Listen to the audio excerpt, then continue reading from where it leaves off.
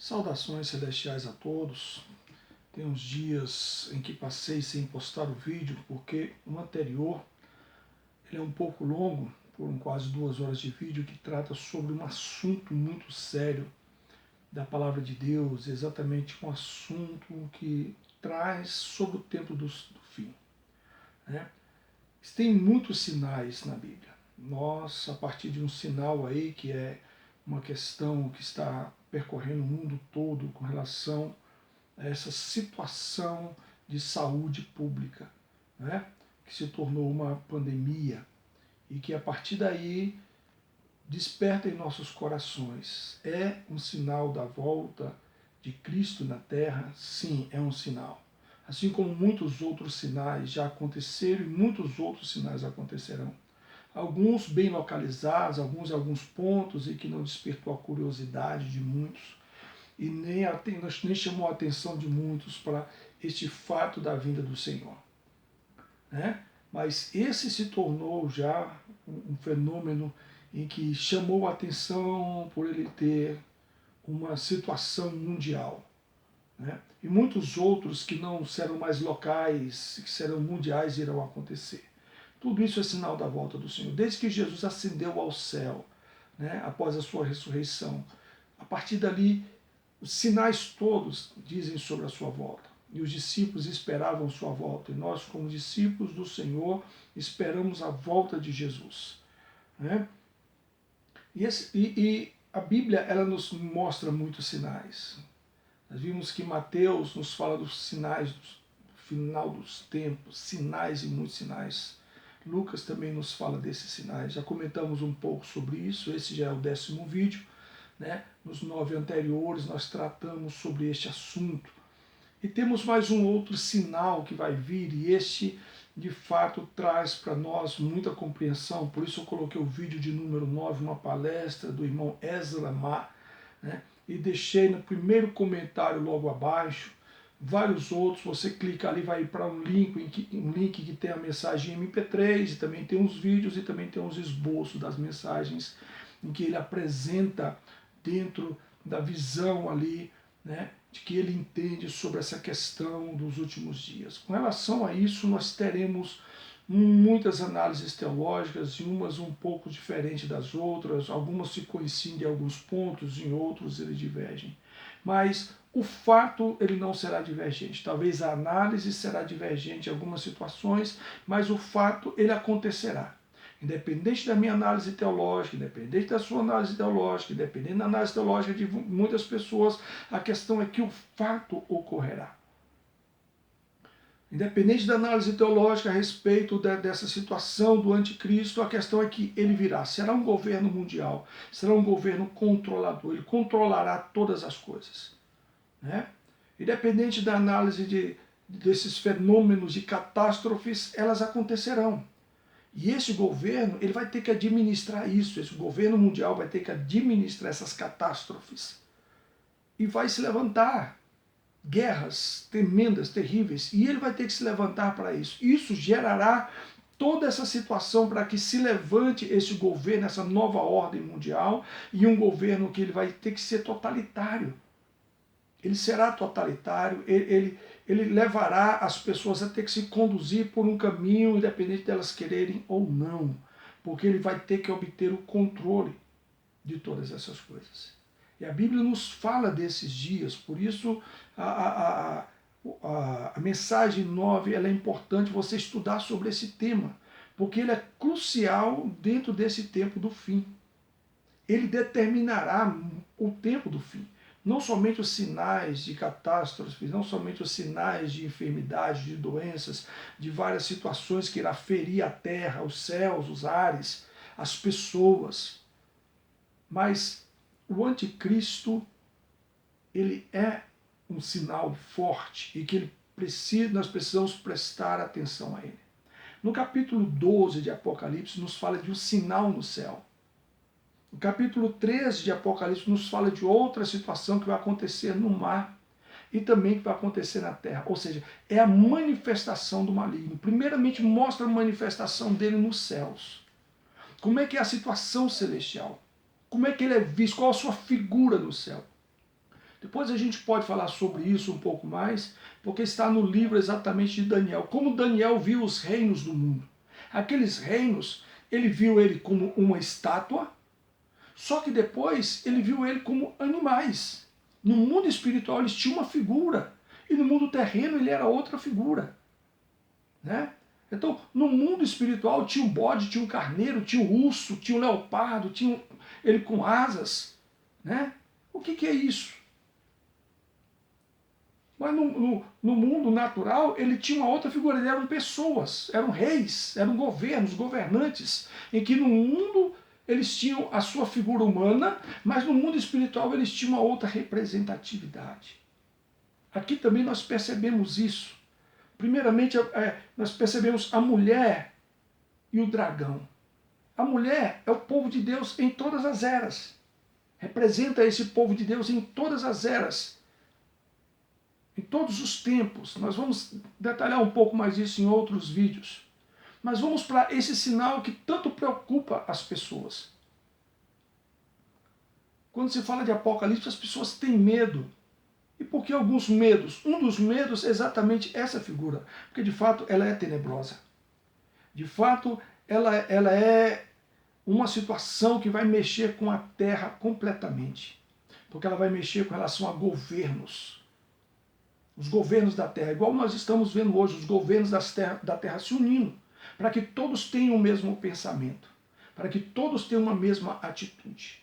E aqui é o que nós vamos perceber, que nós temos um grande sinal no céu, uma mulher vestida do sol, com a lua debaixo dos pés e uma coroa de bronze, uma coroa de 12 estrelas na cabeça, que achando-se grávida, grita com as dores de parto, sofrendo tormentos para dar à luz. Viu-se também outro sinal no céu, e eis um dragão grande, vermelho, com 7 cabeças, 10 chifres, e nas cabeças 7 diademas. E a sua cauda arrasta a terça parte das estrelas do céu, as quais lançou para a terra. E o dragão se deteve em frente da mulher, que estava para dar à luz, a fim de devorar o filho quando nascesse. Então nós temos esse sinal no céu. Nós temos essa aparição. E quem é esse dragão? O versículo 9 do capítulo 12 nos fala: foi expulso o grande dragão, a antiga serpente, que se chama Diabo e Satanás, o sedutor de todo o mundo. Sim, foi atirado para a terra e com ele os seus anjos. Olha só, quem é esse dragão? Esse dragão, aqui nos fala que ele é a antiga serpente. Essa antiga serpente, ela cresceu. A resistência agora é maior. Agora a situação ela vai se tornar grande. Porque agora já é esse é um grande dragão. Só que ele era serpente. Mas que ele também?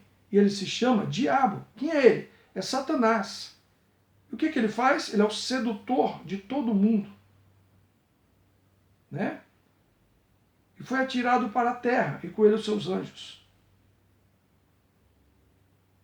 Ele também, aqui nos fala no versículo 10, foi expulso o acusador. Então nós temos aqui, ele é o sedutor de todo mundo. Por que o mundo cai? Por que o mundo anda do jeito que anda? Nós percebemos a sedução se voltarmos para o trecho lá que nós lemos lá em Gênesis, no capítulo 3, de como foi tentada a primeira criação no Éden. Como eles foram tentados, como Satanás conseguiu mudar uma situação que Deus havia dito que quem comesse da árvore morreria. Ele transformou uma árvore de morte através da sedução, do encantamento. Ele conseguiu transformar isso em algo agradável, visivelmente agradável, totalmente desejosa e totalmente com propósitos em que ele disse que seria. E que esses propósitos eram totalmente contra. Deus falou, no dia que dela comeres, morrerás. E ele mudou o propósito e disse, no dia que dela comeres, terás o conhecimento e sereis iguais a Deus, conhecedores do bem e do mal. Então, através do encantamento, através da sedução, Como que as pessoas caem em todo tipo de pecado? Através da sedução. E quem é esse sedutor? Esse sedutor é Satanás. É a antiga serpente, ele é o diabo. E hoje ele é o dragão. Mas ele ainda usa da mesma sedução para levar as pessoas a caírem no erro. Então a Bíblia nos mostra esse sinal. Nos mostra em que ele está contra a igreja e o que é gerado pela igreja. A igreja gerou Cristo. Essa mulher gerou a Cristo e todo cristão. E aqui nos fala que Deus expulsou ele do céu. Então nós temos a primeira visão do maligno. Aonde? A Bíblia nos mostrou a primeira visão do inimigo aonde? No Éden. Depois dali a gente vê o trabalho dele em toda a humanidade através do que? Das obras dos homens. Nós percebemos a presença do maligno na vida das pessoas que dão lugar ao diabo. As pessoas dão lugar ao diabo. E aí percebemos que o diabo está na história. A Bíblia é bem clara, nunca foi oculta a ação dele. Se tornou mais intensa quando Jesus se manifestou. E aqui a gente entende por que se ficou intensa. Porque se percebe Jesus Cristo expulsando tantos demônios. Porque se percebe a manifestação de demônios, os demônios falando através das pessoas. E Jesus mandando ele calar e sair. O demônio chega até a dizer, tu és o Cristo. E ele manda, cala e sai dele. Jesus mostra que as enfermidades tinham ação do maligno. Ele mostra que os pensamentos das pessoas estavam influenciados pelo maligno. Até o conselho das pessoas, o conselho de Pedro, Senhor, isso não te sucederá. Jesus fala, é o maligno que está botando esse conselho em ti, porque está indo contra o propósito do Senhor. Então a gente percebe que, por que ficou tão intensa a ação do inimigo com a vinda de Jesus? Estava aqui, ó, o inimigo sabia que o que fosse gerado dessa mulher, esse Cristo gerado, e toda a vida cristã gerada a partir daí, ia ser um grande problema. Ele estava se levantando já contra isso, para combater a Cristo e a igreja. Então, queridos, quando se percebe essa ação do inimigo lá no Éden, combatendo a criação de Deus, e agora se percebe o inimigo mais uma vez o quê? No mundo espiritual, mostrando ele no mundo espiritual como nunca tinha sido visto antes. Apesar de alguns estudos com relação a Isaías, Ezequiel, que nos mostra, né? Alguns dizem isso não se refere ao maligno, outros teólogos já dizem, olha, isso se refere ao maligno. Aqui nos mostra claramente que se refere ao maligno também. E mostrando ele no mundo espiritual. E como ele é representado no mundo espiritual. Como Satanás é representado no mundo espiritual. Ele é representado agora, não mais como uma serpente. Existiu a primeira visão dele no Éden, como uma serpente. Mas nos mostra ele novamente no mundo espiritual como serpente. E agora não somente como a antiga serpente. Essa mesma antiga serpente, ela se chama diabo, ela se chama Satanás.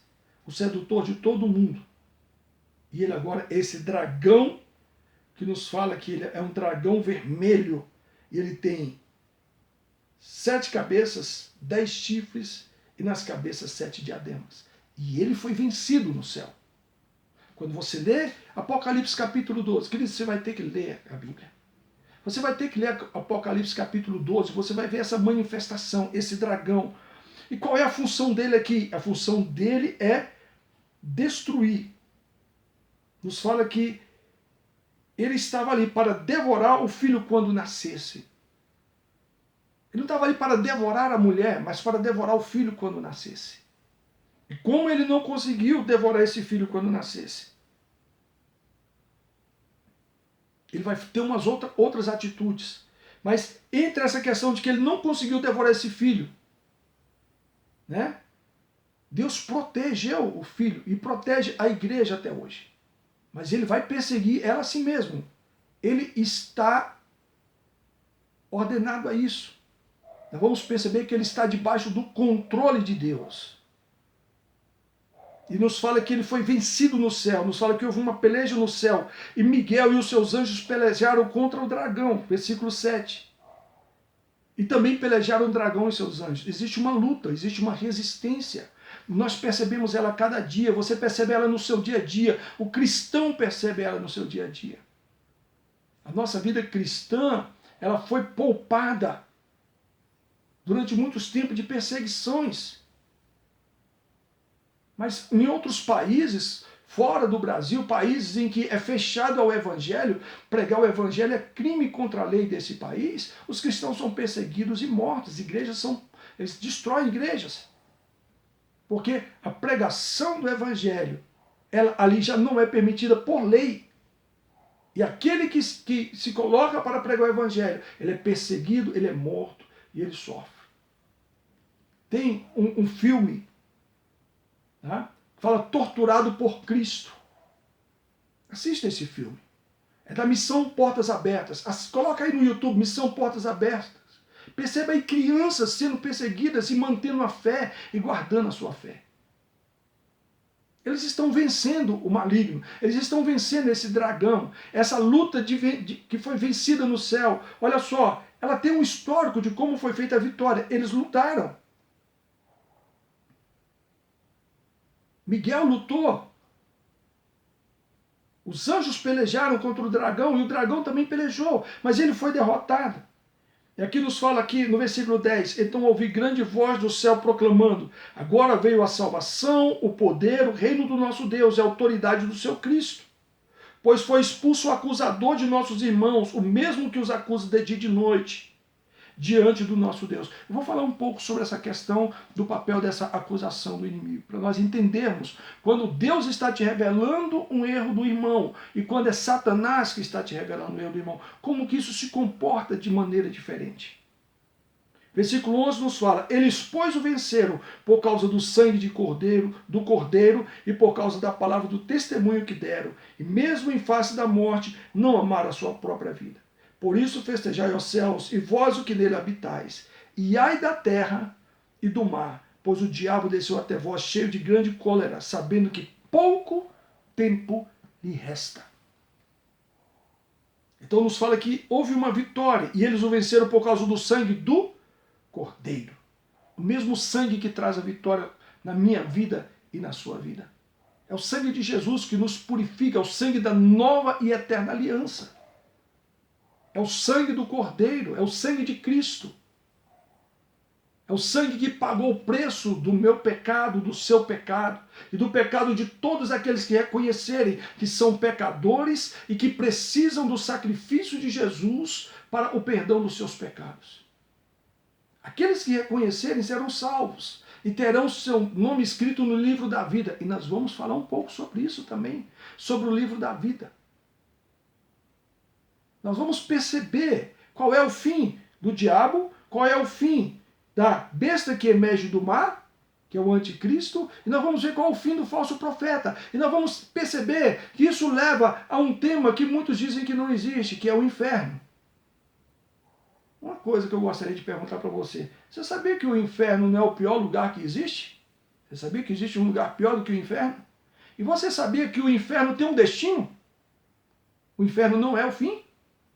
Vou falar um pouco sobre isso para você também, mas aqui nesse capítulo, nessa reflexão de hoje, nessa área tão tenebrosa que muitos não gostam de ler Apocalipse porque chegam nesse trecho e ficam com muito medo, porque de fato essa época aqui será uma época tenebrosa e vai exigir de mim e de você, se estivermos nela, vivos nela,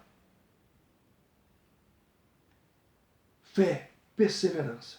Algumas teologias dizem não vão passar por ela. Outras teologias dizem, vai passar por ela.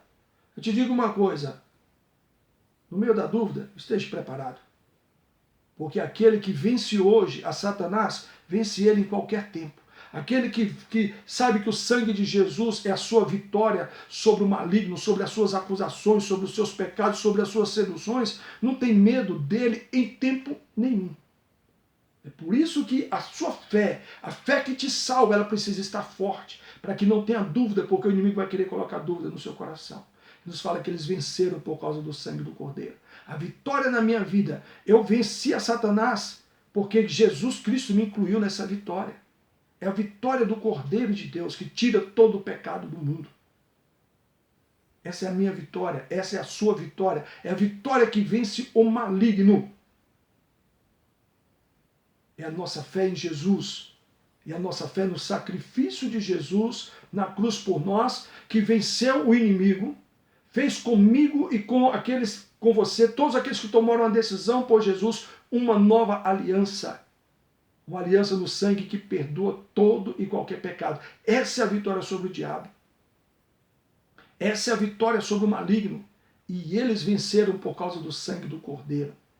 Porque essa acusação desse acusador, ela já não tinha mais lugar no céu para acusar os irmãos.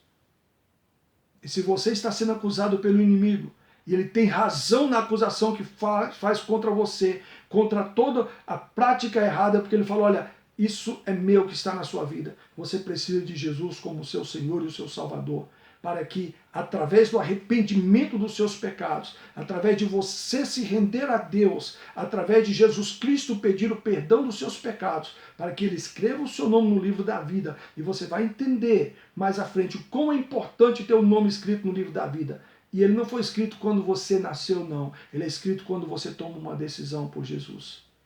Porque Deus deixou para aqueles que têm que tomar a decisão, tomar a decisão. Deus deixou para que o homem tome a decisão. E ele deixou tudo para mostrar que você precisa dessa decisão e que eu precisei dessa decisão. Eu me rendi a Jesus. Eu disse, é o Senhor que pode perdoar os meus pecados. Não tem bondade que eu possa fazer que apague qualquer tipo de maldade. Foi por isso que Deus enviou Jesus. Porque Ele sabia que nenhum ato nosso, nenhuma bondade nossa bondade é passageira. Hoje fazemos uma bondade, logo amanhã fazemos outra maldade. Bom é Deus que nunca mudou na sua bondade. Santo é Deus que nunca mudou na sua santidade. Deus não é um santo temporário. Deus não faz práticas boas temporariamente como nós fazemos, e porque fazemos alguma coisa boa, pensamos que somos grandes coisas, mas logo depois estamos fazendo o que é errado.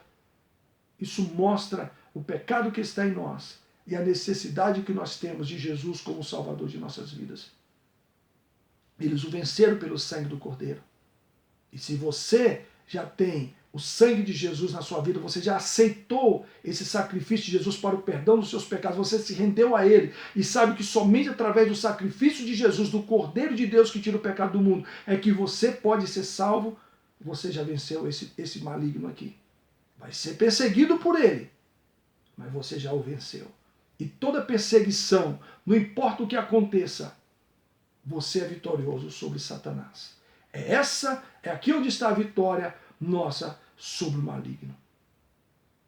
Leia Apocalipse 12.